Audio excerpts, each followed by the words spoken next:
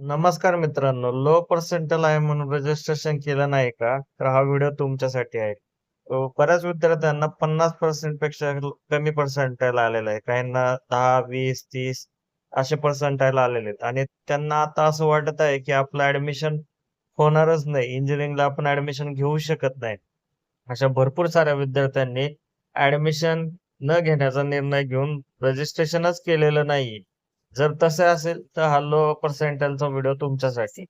अनेक विद्यार्थी रजिस्ट्रेशन का करत नाहीत? त्यांना वाटते माझा पर्सेंटाइल कमी आहे.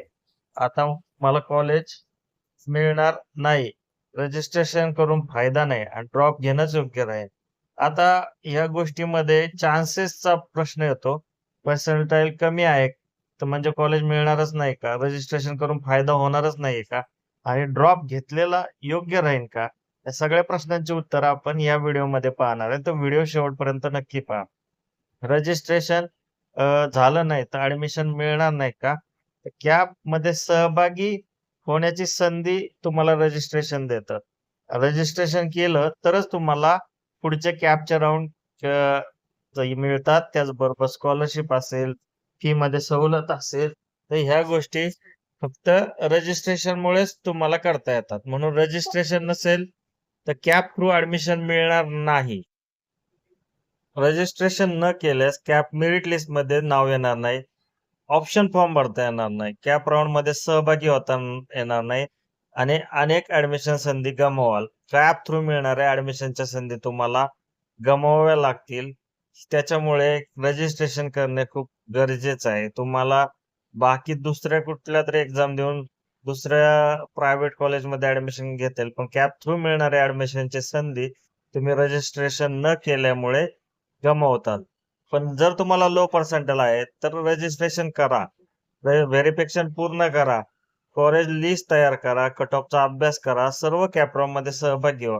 तुम्ही जरी दुसरीकडे कुठे जाण्याचा निर्णय घेतलेला असेल, तरीही तुम्ही या सगळ्या प्रोसेसमध्ये सहभागी व्हावे, असं माझं मत आहे.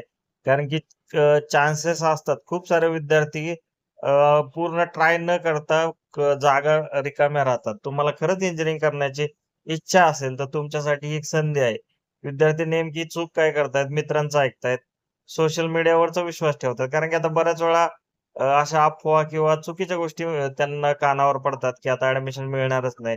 रजिस्ट्रेशन न करताच हार मानतात. जर तुम्हाला इंजिनिअरिंग करायची होती, पण फक्त कमी पर्सेंटाइल आहे म्हणून तुम्ही आता हा निर्णय घेत असाल, तर असे काही करू नका. तुम्हाला अजूनही संधी आहे. फक्त ब्रांचेस थोड्याशा कमी वेटेजच्या मिळू शकतात. कॉलेज थोडंसं कमी वेटेजचं मिळू शकतात, पण संधी आहे. मग लक्षात ठेवा, की पर्सेंटाइल कमी असू शकतो, पण संधी अजूनही असू शकते. योग्य स्ट्रॅटेजी महत्त्वाची आहे. पहिल्या कॅप राउंडचा कट ऑफ लागेपर्यंत तुमच्या हातात संधी असते.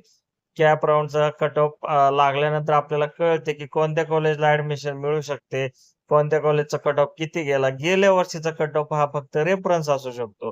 तुम्हाला ह्या वर्षीचा जो काही निर्णय आहे, तो आत्ताच्या पहिल्या राउंडच्या कट ऑफनुसार किंवा सध्याच्या परिस्थितीनुसार घेणं गरजेचं आहे. तर लो पर्सेंटाइल म्हणजे काही करिअर संपलं नाही. रजिस्ट्रेशन करा आणि संधी जिवंत ठेवा. कारण की तुम्हाला अजूनही कोणालाही माहीत नसतं की ॲडमिशन होणार की नाही होणार.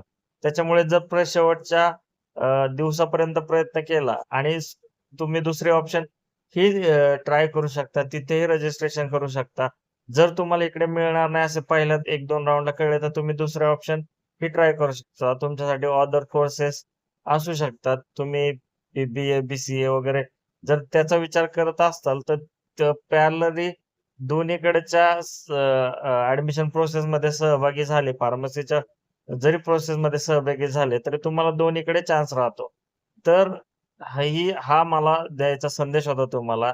जर हा व्हिडिओमधला संदेश तुम्हाला आवडला असेल, तर व्हिडिओ लाईक करा, शेअर करा आणि सबस्क्राईब करा. पण लक्षात ठेवा, रजिस्ट्रेशन सर्वांनी करणं मित्रांनो, निराश होऊ नका. मी मागच्या वर्षी सी कमी मार्क्स पडले तर काय करावे?